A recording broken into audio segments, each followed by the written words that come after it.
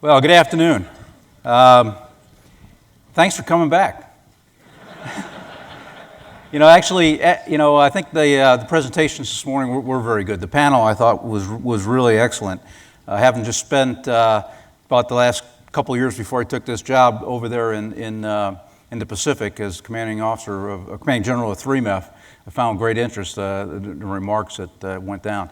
In fact, one of them was about the relationships that exist between the Chinese and the Filipinos. I was with the Ambassador Thomas over there, and we were talking about the Chinese influence. And he said that he was at an embassy function there in Manila, and the Chinese ambassador came up to him and he said, "You know that 60% of the Filipinos have Chinese blood." And, Ambassador Thomas said, "Wow. But did you know 100% of them have relatives in the United States?"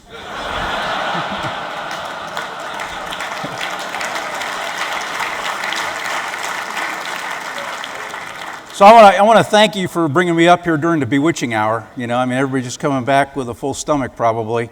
And so I'm going to be kind of watching to make sure you don't be drifting off on me as I'm doing this presentation. So that brings me to another story from when I was the J3 over in Africa Command.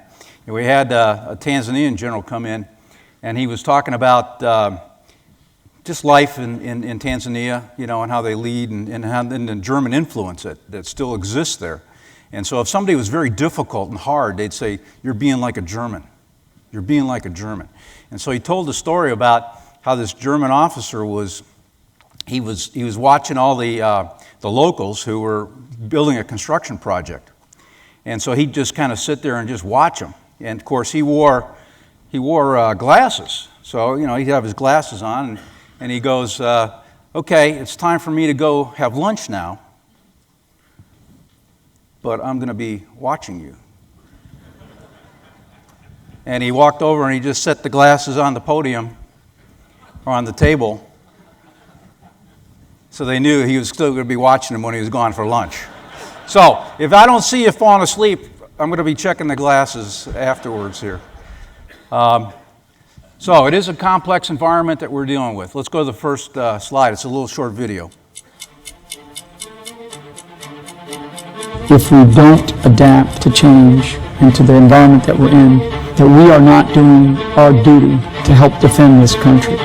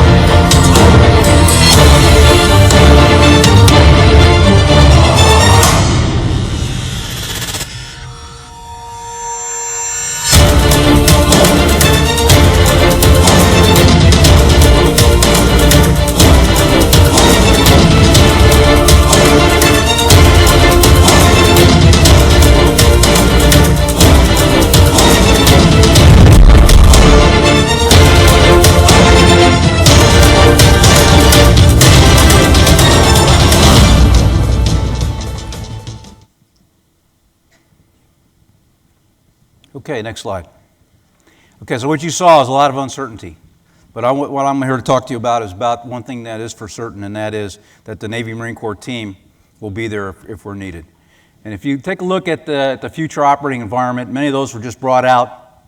But if you look at the arc of instability, where it exists, this is playing right out on the stage today, everywhere around. Africa, Middle East, Southeast Asia. It's not getting any better. So how do we adapt? People call that, and they say, well, what the future is going to bring is a new normal. You know, I would say that we're living the new normal today, and now what's going to be the future normal. And that's what we have to be prepared for. Next slide. So how does the Marine Corps fit into this picture overall? And it's going to give you just a snapshot. This is as of the 11th of June, our force laydown. Currently, we maintain about 22,500 Marines west of the international date line. So you talk about a rebalance to the Pacific. We kept Marines there throughout the entire time that we were in Iraq and Afghanistan. We cut back a bit, but we've taken all those forces and moved them back out there again, all the battalions. So we're going to keep over 22,000 west of the international date line. And that's for regional stability, exercising with your partners. We have, generally speaking, our Marine Expeditionary Units. We have 7 of them, but at this time, you got 3 of them that are deployed. Each one's about 2,200 Marines on 3 ships. They have a command element, a ground combat element of a battalion, each one. They have a composite air squadron with V-22s and Harriers, and they also have a combat logistics element with each one. What you find today is that the 15th Marine Expeditionary Unit has been just doing some exercises and port calls here in Southeast Asia, and is now moving over to replace the 24th Marine Expeditionary Unit, which will be rotating back to CONUS. And they'll do the same trip. They'll come back through here and be able to provide additional presence here in the Pacific region as they depart. The 31st Marine Expeditionary Unit is actually stationed on Okinawa. And that's where the 3MF headquarters is. But the 3 ships there are actually 4 ships that support her, are all in Sasebo, Japan. And she goes on patrols approximately 6 months out of any given year. Down here in Darwin, Australia, we have a Marine rotational force that has been going there now for about 2.5 years. Started off at a company-sized unit. The goal is to go ahead and move that up and build it up to about a 2,500-man force, but they'll be remaining here in Australia area. Because of what happened in Benghazi in North Africa, the nation said first of all, we need more security guards, and we need somebody that can go ahead and respond to the crisis at the embassies, particularly in North Africa. And our number one choice would have been to go ahead and get amphibious ships to take another Marine Expeditionary Unit, perhaps put it in the Mediterranean, but we don't have the availability of the ships right now. And so to be able to meet that requirement, we stood up this special purpose Marine Air Ground Task Force, Crisis Response Africa. And they are actually located in Morón, Spain. Okay, so there's another paradigm shift. You've actually stationed forces in EUCOM, but they're responding to AFRICOM. Okay, it's a paradigm shift, something that's big. That's a big change there. What they've got about 1,200 Marines and 12 V-22s and KC-130s, so that they can go ahead and respond to any crisis in North Africa that affect our embassies in that region. What we're looking to do in the future is to put an alternative platform, perhaps, and I'll show you a little bit more about that later in the presentation, where we can put V-22s on there and be able to respond to the embassy response that's going to be required perhaps down in the Gulf of Guinea. Africa's a big place. I mean, you can put the United States of America about right in that little corner right there. It is large. But these V-22s have been flying down to the continent on a regular basis in support of General Rodriguez and the operations they have there. That was very successful, and so what we ended up doing is the commander at CENTCOM said, hey, I'd like to have one of those.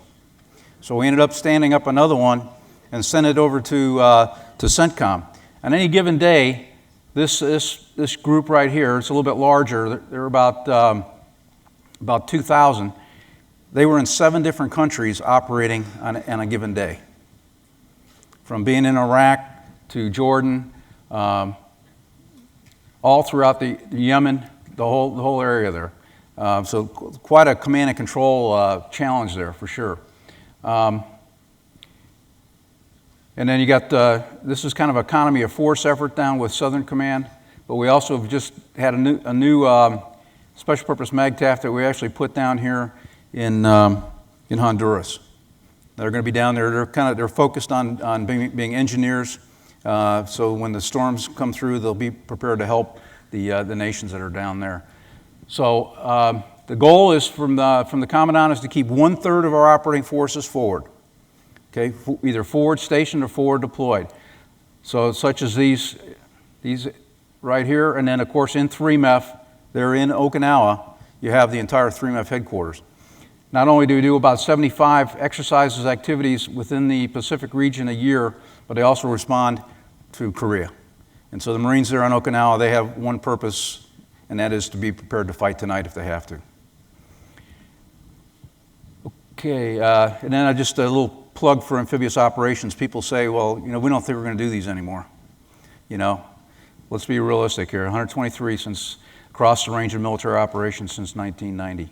It's what you're going to find is the power of having these forces forward is when you have a crisis, you have today's crisis, you use today's force, and you can operate today. And that's the difference. If you have to reach back to the continental United States, you're talking weeks to be able to get forces forward that have any kind of sustainment. Let's go to the next slide. So it's really about the power of the naval team.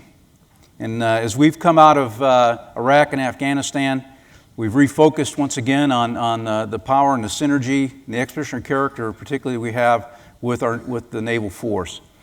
This on the left side, what you can see is these are the CNO's navigation plan that he has. These are some of the key aspects that he talks about in there. And if you go and you look at the Marine Corps side of the house, right force, right place, right time, they're all completely are in sync with one another. We just had, and the other way we synchronize that is through a lot of these activities here in the middle. And one of them is the Naval Board, which I co-chair with the N35, along with the other 3 stars that are in the building, where we talk about a lot of warfighting challenges that we have and how do we work through those different warfighting challenges. The second one you see up there are the warfighter talks. We just had Navy and Marine warfighter talks just last week. The CNO, the Commandant, there were 4 Navy 4-stars that were in the room. We had all the senior leadership in there talking through how are we going to do better naval integration in the future. Not to just do the same that we've done over the years, but actually become better at it. And everybody's committed to that. One of the areas that you look at is how do we take and synchronize all the exercise opportunities you have out there. We do Marine exercises, and those are good. The Navy does exercises, those are good too. But how do you make those exercises naval in character so that we can go ahead and take a look at that exercise that we just performed? What were the lessons learned? How do we take those lessons then and move them into a war game? How do we take it from the war game and take it to an experiment, and then take it from the experiment to the next exercise? And we're consistently raising the bar. And I can tell you the naval leadership is committed to doing that in this program here along with our war games. So what we're really after is a naval force that is born integrated. And I think what you'll see on these slides as we go through, you're going to see a lot about integration for that single naval battle. Next slide. So once again, these are a lot of the areas that we're focused on. This morning the Vice CNO talked about all domain access. Okay, it's here. It's here to stay. It's not going to change. We talked about adaptive force packages. Adaptive force packages, as I showed you all those forces that we had forward, stationed around the globe. If you have a crisis, they're going to be the fastest ones to get there. Naval forces integrated at sea. So how do you bring those forces together and integrate them, so to speak, on the fly? How can you train them so that they can be better prepared when they do they do show up for a crisis? How that the command and control has been integrated. They've exercised together in the States before they ever deployed, and that's one of the primary focus areas we have. How do we take some of these alternative platforms that exist and actually put them to better use? And I'll talk a little bit about sea basing here as we go down. And then as you look at your experimentation, how do you experiment on disruptive technologies? Has anybody ever looked up, Googled disruptive technology? It's pretty amazing, you know. But I'll tell you the one piece of technology that really jumped out in my face is the MV-22 Osprey, the tilt rotor aircraft. That was disruptive technology. It disrupted every process we had, how we organized, trained, equipped, how we did all our tactics, techniques, and procedures, all the training, everything. And it's taken a long time for us to be able to really maximize the capabilities of that aircraft, because what you're talking about is just not a new aircraft. You're talking about a capability that is going to go twice as fast, 3 times as far, and carry twice the payload.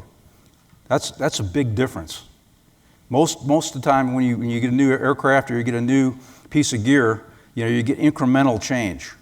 You know, you don't get leap ahead in order of magnitude change like that. But we're still adapting on that. Another one is with our forces being forward, as they are, the naval forces, how do we better integrate with SOF? SOF is pretty much stationed all over the world. So how do we train with them beforehand? How do we integrate with them? We actually are putting SOF liaison elements now on the Marine Expeditionary units when they sail. So you can have a tighter shot group and better coordination. But how do we coordinate with those that are actually stationed on all these different countries when we show up during a crisis? But it's all about providing naval forces to the combatant commanders out there throughout the world. Next slide. So when you look at concepts, and that was something that was brought up this morning about how we need to probably look at our concepts, need to do some changes on concepts and things like that. These are some that have been valid for us, and I'll walk through them. These are acronyms, and I know you're going to shoot me because I'm using some acronyms here. But this is operational maneuver from the sea, ship to the objective maneuver, sea basing, distributed operations.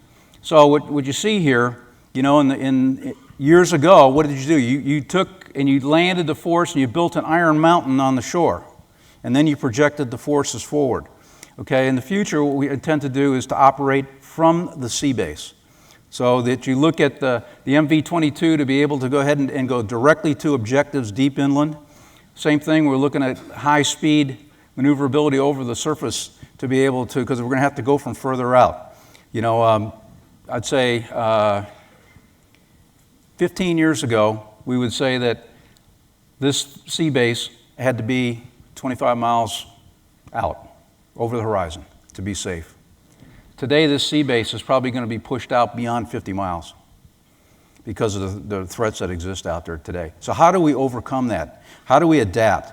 How do we bring forces together and integrate them at the sea base and not have to go ashore and then fly the forces in, move the sustainment in, the capabilities in, and marry them up and integrate them? And we'll talk a little bit about that as we move forward.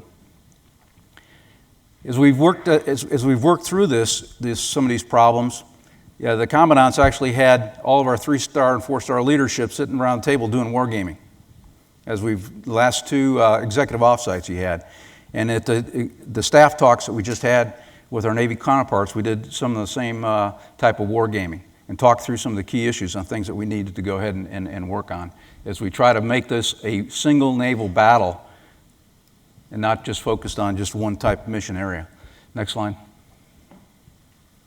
So there are challenges when you do amphibious operations, and you can see them up here. But it's not about just doing things better. It's about how do we do things differently in the future, and how do we leverage the innovation that's out there. You know, the SecNav has been very focused on innovation.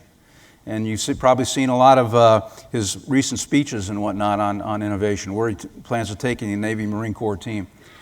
But innovation is what's going to give us that leap ahead. It's not about taking and resetting your force for how you were 10 years ago.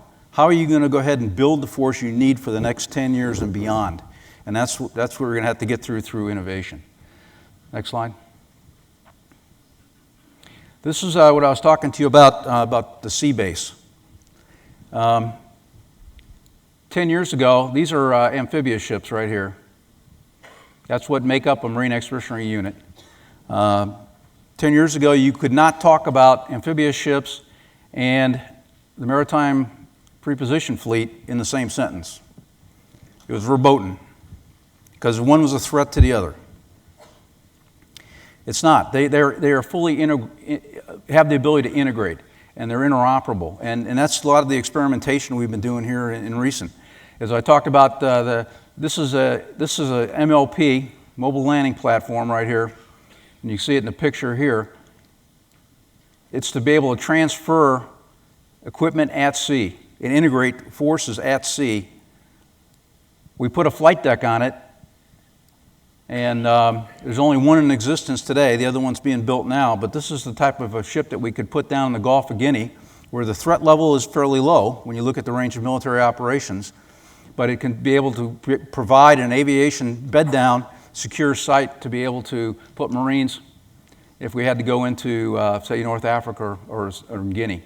This is a joint high-speed vessel. We now have 11 of them that have been paid for, capable of doing over 40 knots, okay? So when you start talking about high-speed maneuver over the sea, and if you can take and put 25 armored vehicles on one of those babies and the Marines to support it, and under the cover of darkness, you take these things and they can be going up and down the beach to go to places where the enemy never expects you to go. That's pretty powerful. You're not going to go straight into the teeth. You're going to go find the gaps and the seams.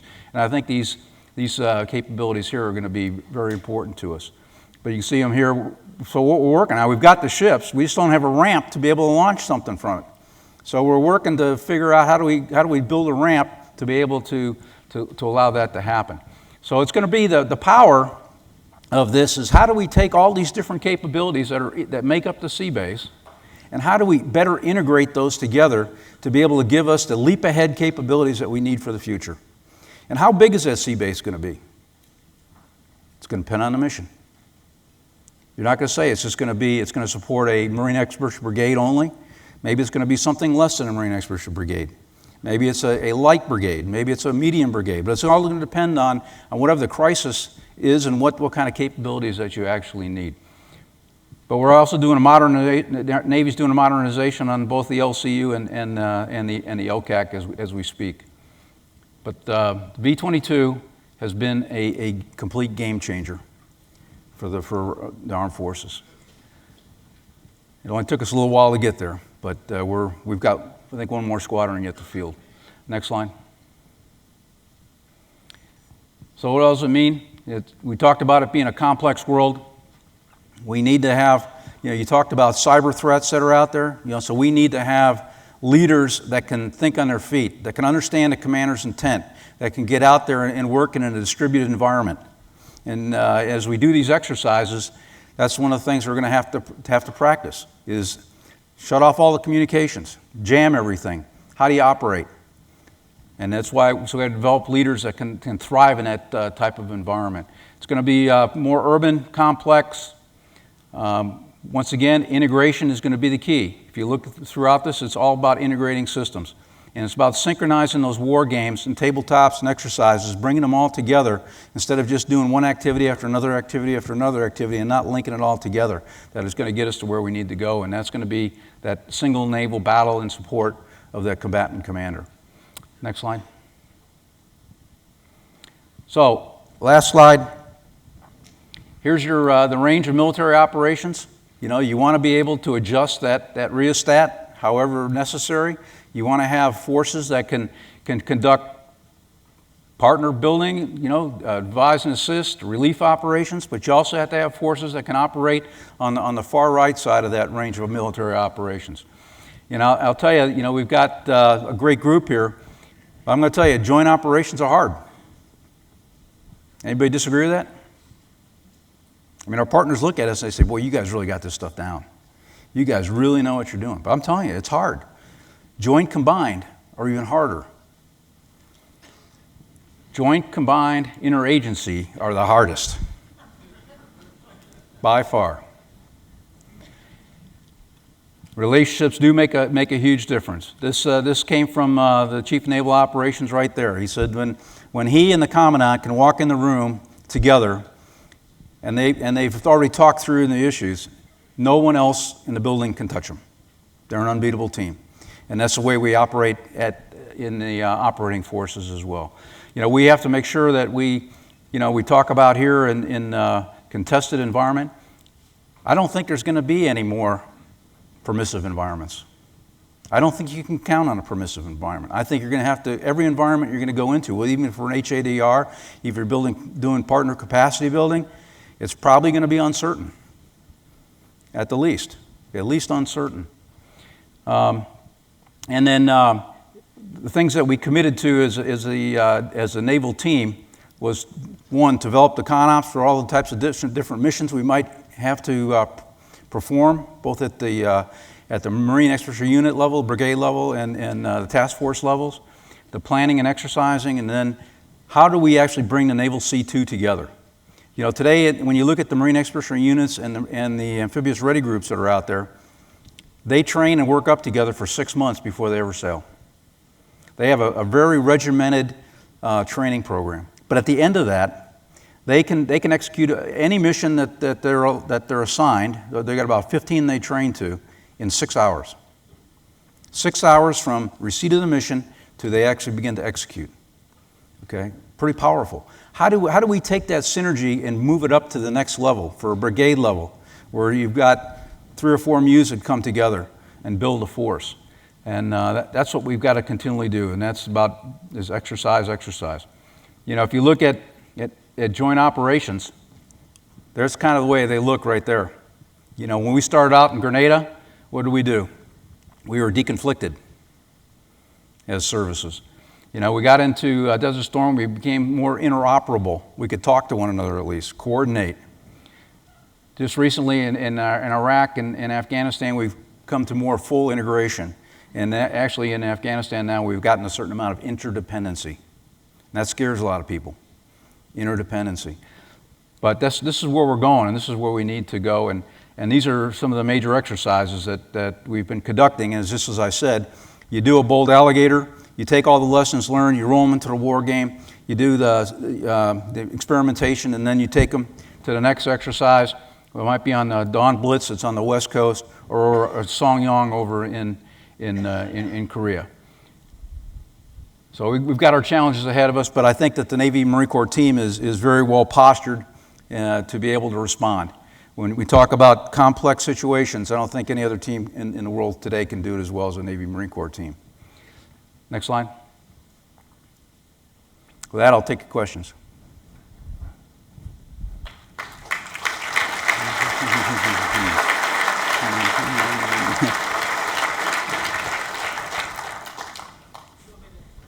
Second? Yeah, you can. Yeah. Good afternoon, sir. Major Brugman, Marine Corps. Last semester, we studied operational planning and the 6 phases of a notional construct. My question is regards to phase 1 and phase 2 activities with 4 deployed units, specifically in the South China Sea. My concern is that we are good at phase 3 operations, but the development of a menu of FROs or flexible response options with the applicable and timely ROE approval during the transition between the phases lacks development. Could you validate my concerns or provide additional insight? Well, I'm gonna ask you a question. Is China in phase 1 or phase 0? I think they're way past phase 0, sir. Okay, all right. You know, phase 0 operations, theater security cooperation, you know, in phase 1, you know, building partner capacity and those lower echelons is something that we need to do better. You know, and as part of, you know, the special purpose MAGTAF that's located in Morón, Spain, they've got an excellence, there's an element that's a company-sized element that's located in Sigonella, Italy. Okay, and so when you start looking at building partner capacity in Africa, for example, that's where their focus is on, they send small units down there. When you go to Africa to train with the nations down there, they don't want a platoon. They don't want a company to come in. They want small units that can come in and do some basic level training and build capacity for their folks. And so that's what they do. They actually, once again, work for AFRICOM. So, you know, for the phase 1 and phase 2, I mean, that's one of the things we continually train for.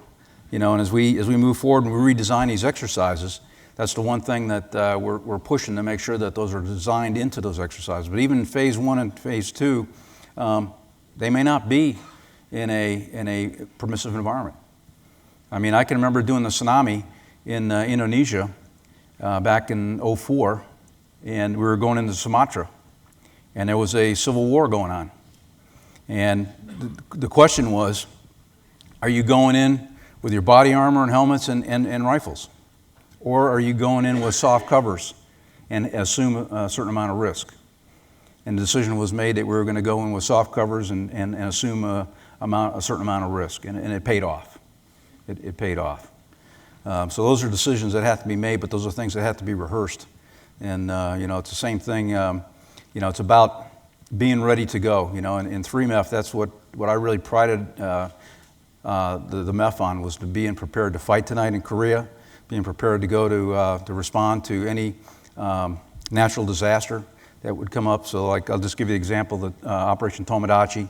The earthquake hit at I want to say about 1400 in the afternoon on a Friday, and we launched aircraft by the next morning and started heading north to the sound of the guns.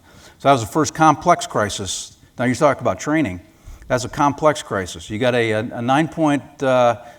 9.5 earthquake followed by a 30-foot tsunami followed by a nuclear meltdown. I mean, who trains for that? But the Navy Marine Corps team responded, and they were the first responders, and it was pretty powerful. But it's about addressing the current crisis, the current force today, and that's what's really important. You may not get it 100% right, but it's just getting there and starting to get your foot in the door and get set up, get command and control rolling. Did that answer your question? Anybody else? Thank you, sir. A great presentation. I am Lieutenant Commander Kawanami from Japan. My question about innovation and adaptive leadership. You mentioned about the importance of innovation and adaptive leadership. I think it is essential to deal with new norms, but it is difficult to nurture. So what is the key to nurture innovative, adaptive leadership to deal with our new norms?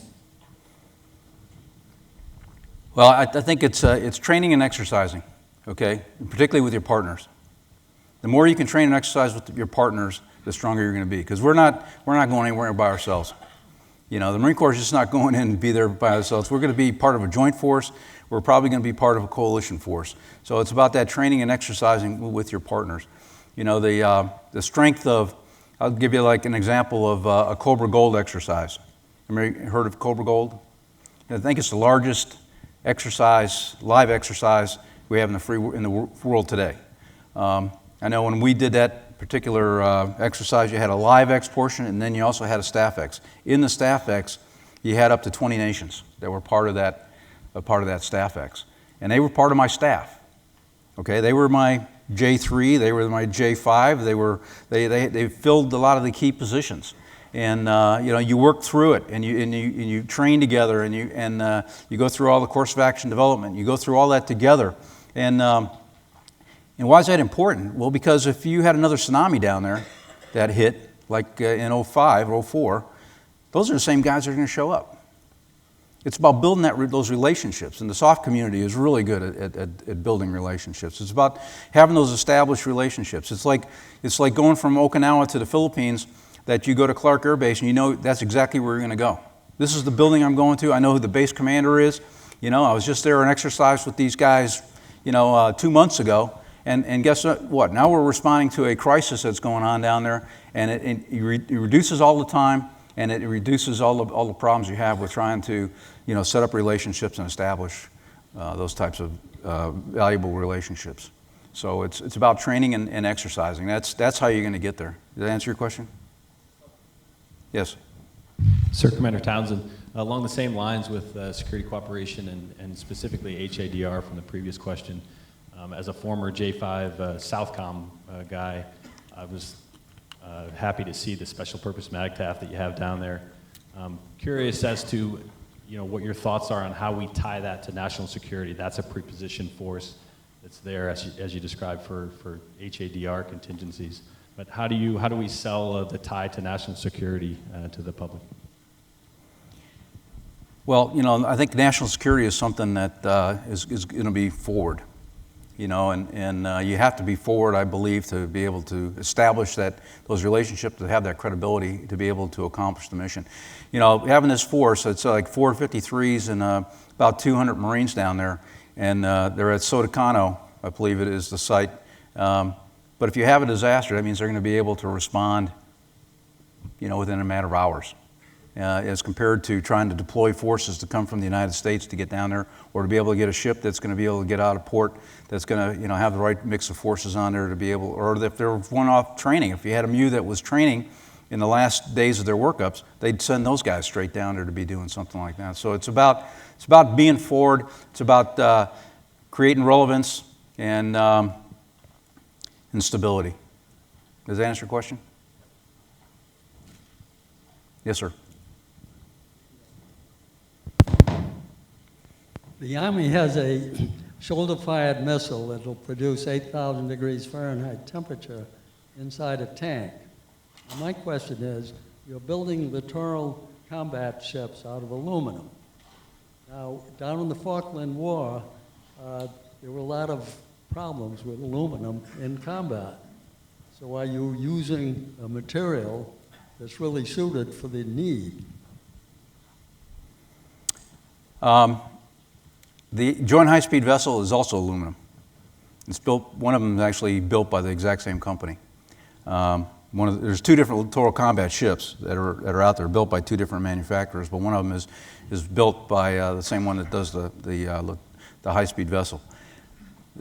The key is that you're going to have to know what kind of threat conditions you're going to be able to go ahead and operate in. It's like when I showed you that picture of the amphibious landing layout there and stuff. I mean, you're going to have to set conditions, and that's what we talked about as a part of the Navy Marine Corps team. Okay, do we have the capabilities in an A2AD environment to set the conditions that would be required to actually accomplish this mission? And we said yes, we could. It's not going to be over a broad front like this entire room. It's probably going to be more focused of an area that you're going to be able to set those conditions and to be able to maintain those conditions. But over a period of time, those conditions are going to go ahead and change. You're not going to be able to take a littoral combat ship in probably immediately into a high A2AD environment. The conditions are going to have to be set right for that ship to be able to operate in those conditions. And it's going to be the same thing with the Joint High-Speed Vessel. That thing's going to have to stay out there in a safe area until the conditions are set that we know that it's going to operate safely. Did that answer your question? Yes, sir. I have one other question, though. Okay. You can have two. Panama is now under the control of the Chinese in all essence. Now, if we were denied transit through the canal by the Chinese, that would have quite an effect, I would presume, on the military, our military, and also on our, financial status. And commerce, yeah. How do you solve that? Politically. Where's the diplomats in the room? That's a diplomatic challenge. Military's not going to be able to solve that. It'll be a political diplomatic solution. Yes, sir. My name is Chris Lehman. I was born in Manila. I have no Chinese blood, and 100% of my relatives live in the United States. There you go. Having said that, my question to you is, you talk about Navy Marine Corps team. What are you doing in terms of the Army and the Air Force in terms of building up the same kind of joint operations? Well, ultimately, you're focused on supporting the Joint Force Commander, with the forces that you need. What we feel is that we can deliver a better capability to the Joint Force Commander out there as a naval team, and not as individual services coming in. But we exercise routinely with the Army and the Air Force. In Korea, when I commanded 3MEF, it's an Army command that's up there, and the commander of U.S. Forces Korea.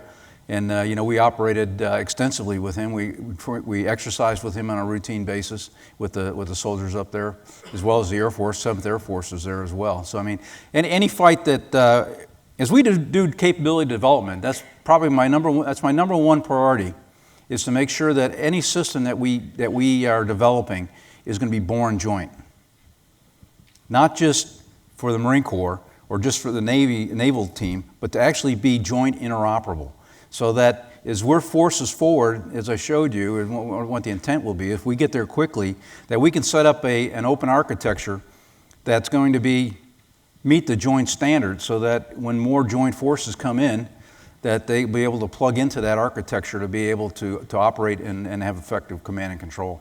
So that's the way I look at capability development, because I know it's going to be a joint fight that we're having. But the first thing we got to do is clean up our own house. Got time for one more. Then I got the hook, they said. Yes, sir. What's the status of the port the Chinamen are building over in Africa? Status of the what? Well, the Chinamen are building a port. A port? And, they're building a lot of stuff in Africa. There's ports, there's dams. They have built a lot of infrastructure all around Africa. But quite frankly, from what I've seen, is that the host nations, while they get a capability at the end, they don't get any contribution into building it. They don't get anything out of it other than the structure at the end. And it's not like they're employing the local countrymen to go ahead and do this. They actually import all the Chinese workers and everybody else to do these major projects. So in the end, the country ends up with, they got a new dam, they might have a new port facility, they may have other capabilities, but the host nation and the workforce didn't get much out of it. There was no development. So I can't really comment on is this a port on the West Coast? I think it's off of Kenya. I think there was talks about that. Just north of Camp. Okay. Yeah, I've kind of lost touch on that one. I haven't stayed up. I used to be the J4 at AFRICOM, and I would have known at that time, but it's been a couple of years. Okay, well, thank you very much. Thanks for your commitment, and have a good day. Thank you.